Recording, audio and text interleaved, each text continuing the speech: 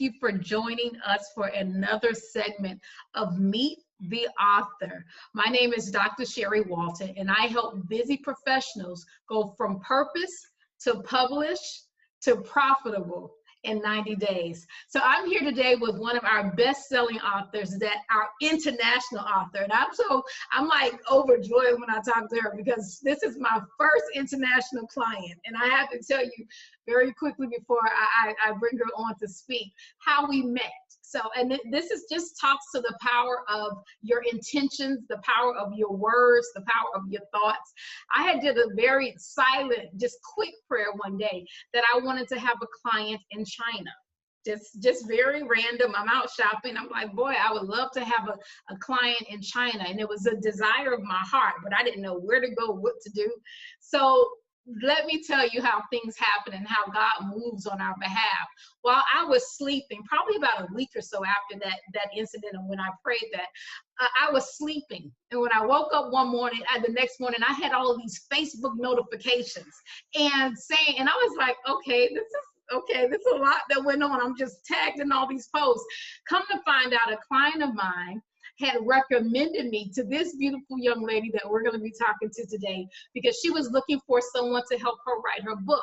My client told her, hey, I have someone, she helped me write my book in 90 days, and I would love to introduce you to her. So they tagged me in this post. We go, so carry on a little bit. The next day we talk, and then we find out, I asked her just kind of like random, okay, so where are you from? Because, I didn't know where she was from. And she said, actually her Facebook said New York. So I thought she was from New York. Come to find out, she was living as a professor in China.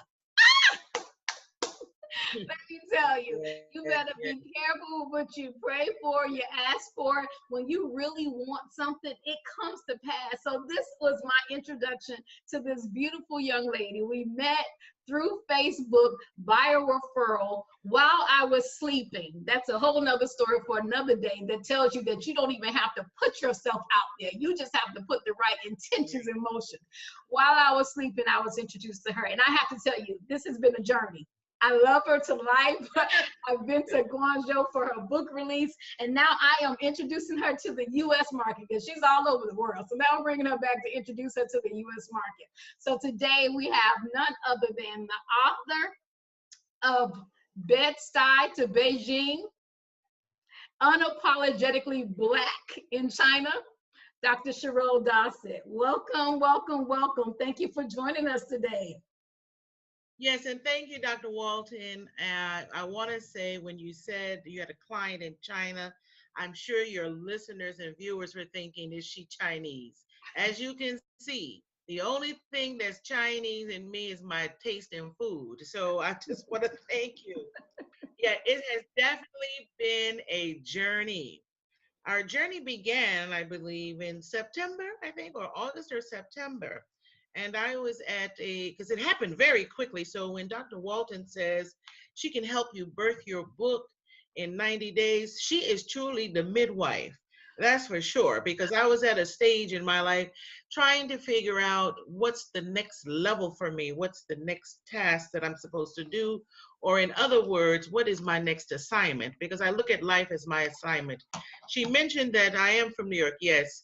Before I came to China, I was living in Brooklyn in a section called Bedford-Stuyvesant, Bed Stuy, or back in the day, do or die Bed Stuy. Well, I did rather than die. And so I ended up, after a layoff, I used to work for the state education department. After the layoff, I said, look, I've had so many layoffs. I guess the layoff was an opportunity to level up. And so I took an opportunity to come to China in 2011 and teach business, international business and strategy. And after landing in Beijing, then I moved to central China. And that lasted about a year. I moved 5 times, fast forward, until I ended up working at the PhD program at South China University of Technology, teaching academic writing from 2014 to present day. So it has been a journey. The desire to write a book, believe it or not, was difficult, but the process was more difficult because I teach academic writing to second language learners. The greatest challenges has been really learning how to write, because when you're thinking and working in a different language. I'm learning now, I switch words. I reverse the word order because that's how they speak Mandarin. So when I'm writing in English, I had difficulties with syntax, thinking that, oh, I'm an academic writer, and I'm sure Dr. Walton figured, oh, she can write. Well, sometimes she would tell me, what is this? But not understanding, like, I thought she can write. Yes, I can. But I've been living in this country now almost 8 years, and I didn't realize that my syntax was just off. And, but we got it done. We got it done.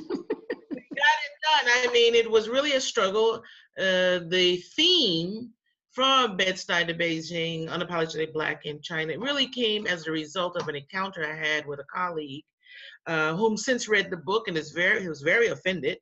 But I had been talking to people about be careful what you say. Very offended, and I'm very offended because one of the first interactions I had was what, oh, I didn't know any Black people worked in universities. And she's in fact correct. No, at that time, the opportunity to work in higher education was slim to none, especially in the PhD program. It just doesn't happen. But God gives favor, and I'm glad He has shown favor on my life. And so, yes, but since 2014 to now, I'm very proud to say that the university has changed its tone, or let me just say changed its color. And now we have 4 to 5, 2 referred by me, 4 to 5 African-American brothers and sisters working at the university. This is epic and groundbreaking. I'm not going to say I take the responsibility for this, but I'm going to say I did a whole lot of networking on behalf to change the narrative about the capabilities of people of color. And especially when you come credentialed. I'm going to interrupt you 1 second because I know that you are definitely a trendsetter, a groundbreaker, a planet shaker. Tell us a little bit about what the purpose was behind this book. What inspired you? I know that story thing stood out, but you as a person, the book talks about your journey, but it also talks about your becoming. You know, how you got to the point of where you are today, even from a mental capacity, from a spiritual capacity.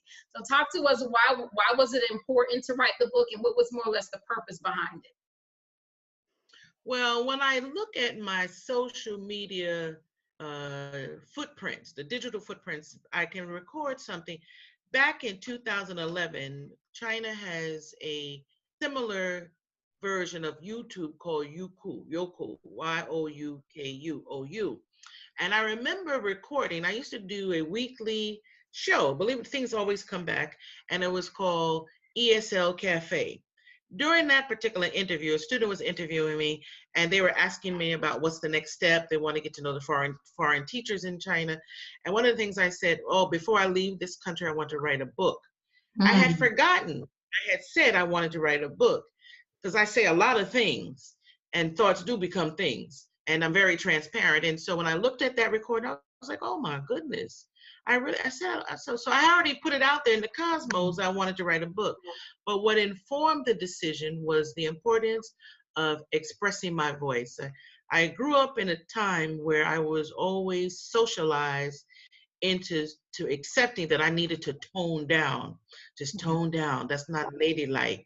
Don't let your masculine energy out. Just be calm. And so, but in fact, the experiences have shaped me to want to express myself. So instead of me crouching my desire to share my voice, it actually pushed me. So one of the reasons for me to write this book is that I think it's important to express your thoughts and to own your thoughts. But I got tired of apologizing. I just got tired of telling people, I'm sorry for being smart. I'm sorry for being outspoken. I'm sorry. I got so tired of saying that I'm sorry. And so when Dr. Walton pushed me to give a title, I had like 30 seconds to respond. And she said, what's the name of your book? What's the name of your book? This is the truth. I have to insert to the audience that she used to be a comedian. So we're going to go ahead and we're going to just let her do her thing. It's funny. So I said, It's true, but that's what you did to me. You're like, what's the name of your book? I was like, oh my God. And I said, Unapologetically Black. Okay, I can see that. So what else? I was like, oh my God.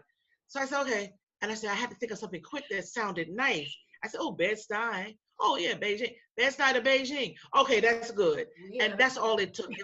She just backed me into the corner. She might as well held up something to my throat. What's the name of the book? What's the name of the book? So I said, okay, Bed Stuy to Beijing. And I was so relieved after that. I felt the pressure, dissipate from my shoulders.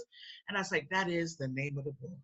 Listen, I'm going to go ahead and, we all have different versions of the story, but we did press the book. And when I work with professionals like yourself, women generally that are used to being in charge, and I think you and I had that conversation one day. I say, you tell and you direct everyone and tell them what to do, and they listen, and due to the respect, yes, we give you the respect, but when you come into this writing lane, I have to push you to a different level because you're not used to being told what to do. You're not used to having deadlines. You're not used to, you're used to being able to call the shots. But when it comes to writing a book, if you take too long to do it, you'll stall out. You'll get writer's block. You'll get discouraged. You'll start thinking too much about the process. So that's why when I get with you all and I can finally get your attention, because you busy professional women are very hard to catch up with. So the fact you were even able to put me on your schedule, you had 14, 16-hour days. Even today, it's morning here where I am in the U.S., but it's late night where you are right now. So being able to get you to commit to a title, commit to a subject, that was huge. That was major. But you saw, once you started, the flow just kept going. The flow, like once you got into that alignment and in that right vein, it was like magic. So I'll take it that I pushed you. I'll take that, but the product, I was so amazed at the product, and we'll talk a little bit about some of the stories that you addressed in the book and some of those things that were hard hitting to you. But I have to say, you mentioned something earlier. You are a writer. You teach it. But it's something about working with someone to help you get the process done. We all need a coach. I have a coach in my life. Every coach needs a coach. I tell people LeBron James has a coach. Everyone's required to do that. So working, and it's a collaboration. It's your project, but my goal is just to help you get it done. So I didn't even know that you wanted to write a book years ago. I think I heard an interview that you said that you even wrote one like 10 years ago that you never published. So I'm glad that we were able to get this one done. So I know that you're on your way we'll be releasing that. Actually, it'll be released here in the U.S. this week.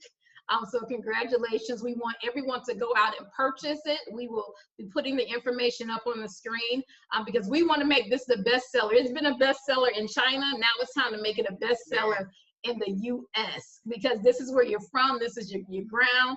But before we even put up that information, I want you to talk about what it means, because people don't know your age. You look very good for your age. You're beautiful. You have a skincare line. You went through some different things. But you are approaching the age right now that most people are not looking to, they're afraid about starting over or starting something new. So talk about what that's like. I know you have your overseas game changers initiatives and, teaching women, people of a certain age to just go and live and travel. Talk a little bit about that to us. Well, let me just digress a little bit and say, yes, growing older overseas definitely can cause anxiety, particularly as it relates to health. And so, to be candid, I don't go to the doctors in China because of the language barrier, because I've had some stories, which I can get into a little bit later. So I've had to learn how to maintain my health through becoming a vegan. And I think that has been the best decisions. So every now and then I have to have a Snickers bar, but I try to keep that.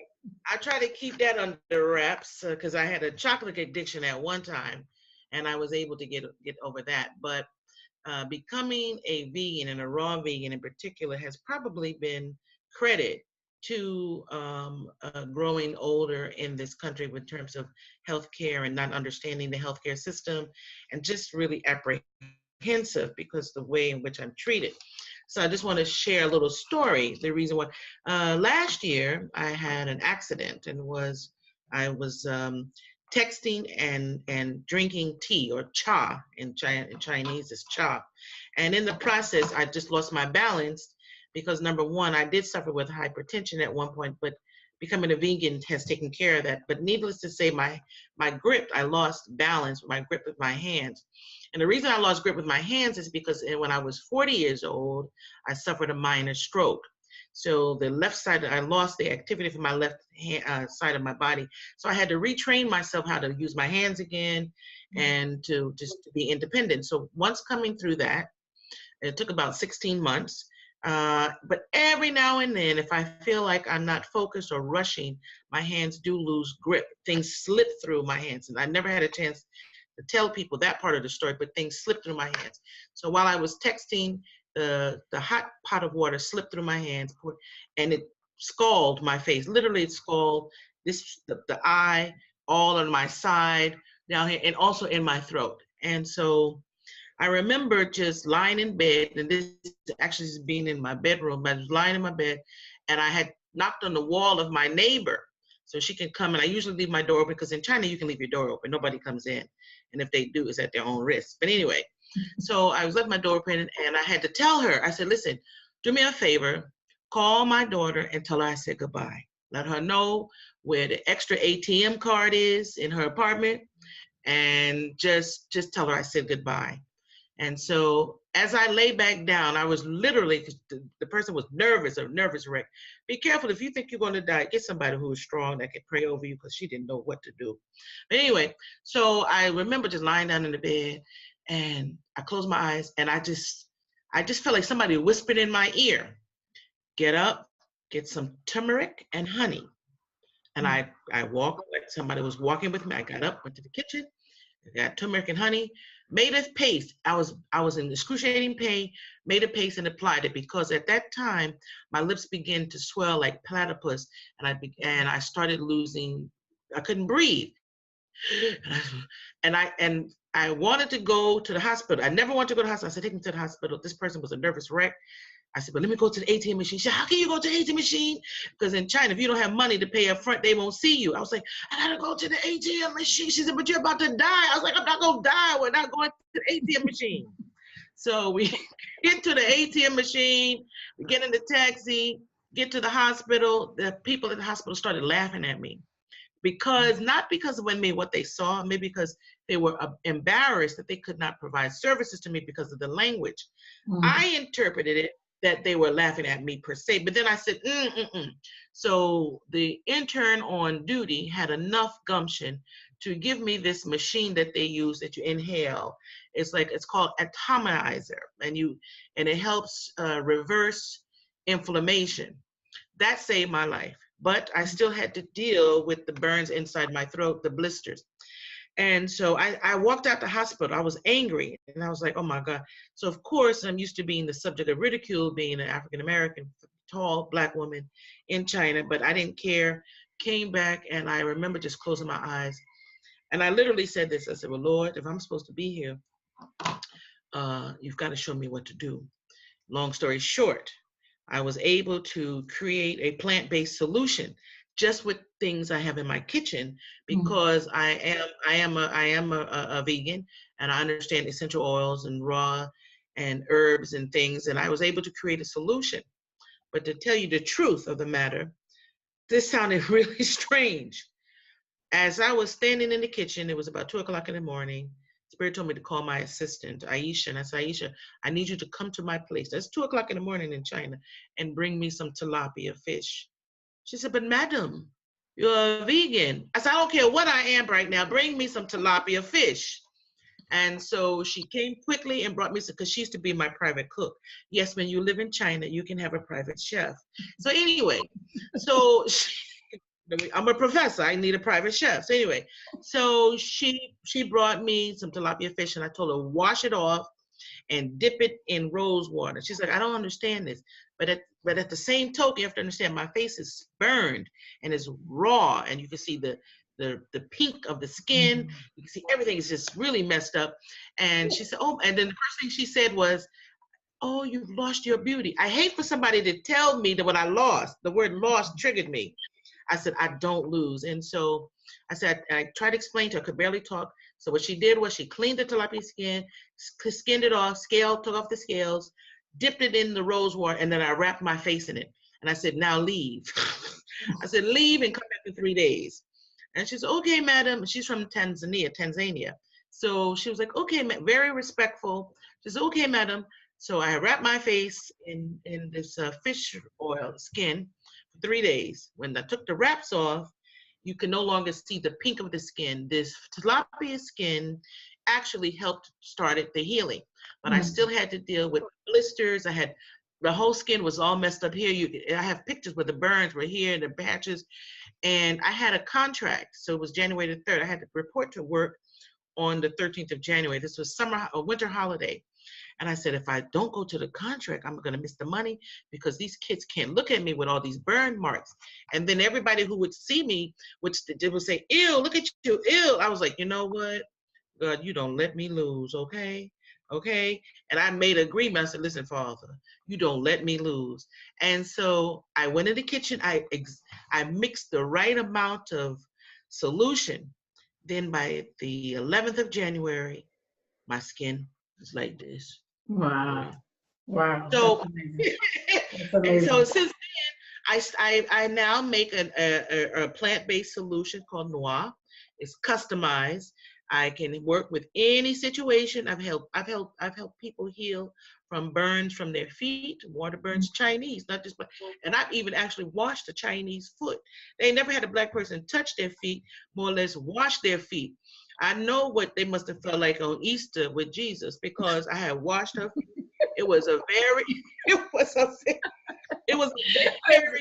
what I'm talking about, all right? You all see what I'm talking about. So give us a short version of what it's like being overseas in the age bracket that you're in another foreign country without family. You went without family, without friends. You left everything, and they can find out more in the book. This is a plug for you to get the book to hear her story. She has an amazing story. Like, I really didn't even believe as we were writing the story that this was really her life. The woman that you're looking at today is such a strong survivor. Like, really, like, literally, if she did not know who she was, if she did not have the power of God working in her life, she would be in a corner rocking somewhere. And that's what I like for when we write these books, because it brings healing in so many different areas. It brings, sometimes you forget who you are. I tell a lot of people that when you go through so many things in life, and life kind of kicks you here and there, and you're always in a fight for your life, you forget how amazing you are. And when we wrote this book, I was like, ma'am, Dr. Dossett, you, my friend, are amazing, because the things that you've gone through. So talk to someone that, again, older woman, older male, that's thinking about, maybe the chapter in the U.S. is closed for them, and they're thinking about what's next. I know you have a movement to connect with you called the Overseas Game Changers. How do you encourage people to, find that I even say third win, right? Just to keep coming and reinventing themselves. Well, I think for me, I don't lead with age, but I never let that stop. And maybe because I was born in leap year, so I got a couple of extra years in between, I don't think about it. But I really don't think about age. I moved to China at age 51, and it was at a very, at the pinnacle, perhaps you can say, of my career. But when I got laid off, I was like, okay, great. I didn't look at it as a negative. I said, you know what? I've always wanted to go to China. I had thought about it in 2008. It's 2011. This is the best time to go. And so literally what I did, I threw everything I had on the sidewalk. It was May 2008. No, 2011. I threw everything on the sidewalk. September 1, I was on the plane here. And so I don't take a long time to make a decision. Recently, I was just informed that I've aged out now of the employment market. When you move us overseas in your 50s, you need to have a plan. But I really didn't have a plan. I knew, though, in September, I knew that it was time to turn my thoughts into things, and it was time to begin to monetize all these ideas that I have. So now at 59, yes, at 59, I have aged out, because the policy is, as you're approaching 60, you no longer can get a work visa here. You have to go into business. But then I decided I was going to go into business. And I said, well, why am I going to give my best years? I've been here 8 years. Well, I'm going to give everything that I learned in my best years. And I've been able to achieve so much, and I was able to produce. So not only did I write the book, but we're also involved in the documentary. And that is a takeoff from Overseas Game Changers. And Dr. Walton is a big member and a big participant, and is an associate producer. So not only she's my book coach, she's also part of the documentary process. And so thoughts become things, and coaches become friends, and students become friends, and teachers become things. But let's turn all this stuff into money, all right? Let's be honest. But anyway, so all that other stuff is good philosophically, but let's monetize what we're doing. And so 59, when I was approached, and this just happened a couple of weeks ago, they were like, we have to tell you, Dr. Dossett, that you're approaching the age where you can't work. All I heard was can't. And I said, oh, this is no problem. I even thanked them. I said, oh, thank you so much. It's been great. And I remember sharing with a couple of my colleagues, and they had this, all you got to do is look at me like, oh, I'm so sorry. I was like, what you sorry for? There's nothing to be sorry for, because clap back. It's my comeback. And I was like, oh no, I always wanted to go and always wanted to get ready to go. They said, where you going? I said, Belize. They said, how you know Belize? I told them the exact town. How did you know? Because I had been praying and I asked God, even the same way, and this is for your viewers. I don't know about what they're thinking. I don't know what their faith is, but I know what has helped me. I get up at 3 to 4 o'clock every morning. And I honestly believe that's the time that God wakens us to talk to us. But we're so busy with family, children, what you're going to wear, all that other stuff that you don't hear. So I strategically get up every morning. I'm not even talking about a bathroom break. That's something different. I'm talking about just getting up and sitting still. And so I remember getting up, and clearly in September, I was given the assignment, get yourself ready. You need to do this, you do this. And within a quarter, within 4 months, I created 4 different brands and started my own movement in China called Overseas Game Changers, or for short, OG. The reason OGs came up, no, I'm not gonna, I don't care no weapons. I'm from Bed Stuy, but I could cut you with my eyes, okay? And so the OG movement is so beautiful to hear people in China identifying themselves as an OG. Doc, I'm an OG too. I'm an OG. So it has taken on a life of its own, because an overseas game changer is someone who does not take no for an answer, someone who is predominantly the first, usually, or part of the one and only club, or what one of my old friends used to say, I'm the only chip in the cookie. Well, bring me a tall glass of milk, because I'm not going anywhere. And so OG movement has taken on. Like this past weekend, I was at a book talk in Beijing, and people were coming up to me, oh, Doc, thank you for your book. I'm an OG too. So people are not hungry. I don't think people are hungry anymore, because you can get a snack. People are thirsty. And the only thing that can satisfy that thirst is water from the rock. And so, Dr. Walton, I got to give you credit again that we have now become friends, sisters, basically, more than anything, because you were able to tap into some of those dark areas, closets, secrets that I kept, and that I needed to free myself. I needed to free myself because a lot of the things I held on to, I medicated them, so to speak, with food, and I became upset. I would just eat and eat and eat. But since that has been lifted through writing the book, I have such liberty, I have such freedom. It's like nobody can tell me anything. No, what are you talking about? Now, when I speak, I speak it into existence. When I want to dream, I dream, and it comes true. So it's so freeing now to be able to speak your truth, know who you are, and don't apologize. So today I'm unapologetically Black. Tomorrow I'm unapologetically middle-aged. I'm just, I don't make excuses anymore.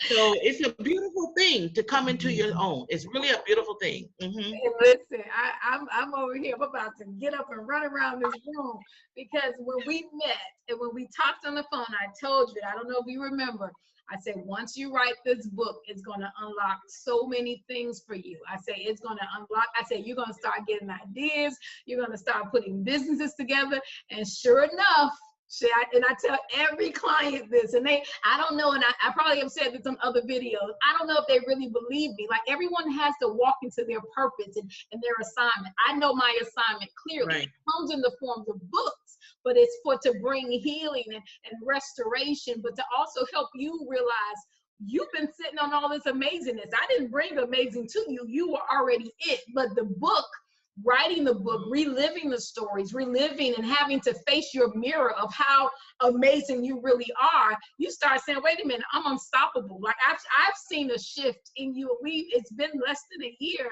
that we've known each other, but I've seen just a total shift in your confidence and your personality. And it was just like, yes, you know, when I went to your book signing in Guangzhou, just to see you in that light, you know, that smile on your face. I have the videos. It was like you were glowing just from within, all from writing a book. And it's not necessarily just the book itself. It was the purpose that was tied up and locked in and buried away that a lot of times we don't come face to face with it. This book, the questions, and you know, some of those questions I would ask, the way I would scope the story for you to really make you think. You know, a few times you came back with something and I'm like, nah, that's not it. I can tell when you're giving me stuff that sounds good, and then I can tell when you're giving me stuff that's transparent and real. So as you can see, we had a little bit of technical difficulty. Dr. Dossett is actually in Guangzhou, China. So not only do we have the time difference and everything, you know, all of the internet over there is sometimes very shaky. So thank you so much for joining us. I may bring her back for a part 2 because I know you were just really involved in what she was saying, and we were so excited about the journey. She has so many things that's going on right now. She's looking at opening up a school very soon, and she's taking her book on tour. So we're excited. We want you to definitely be a part of what's going on here with the book, Bed Stuy to Beijing, Unapologetically Black in China. It is available for Amazon. She's available to come and speak at any of your events, as well as if you want to bring have the books for your organizations, or if you want to have any talks about what it's like to be a minority in a different country like China. So she's been there for the past 8 years, and she has many stories to share with you.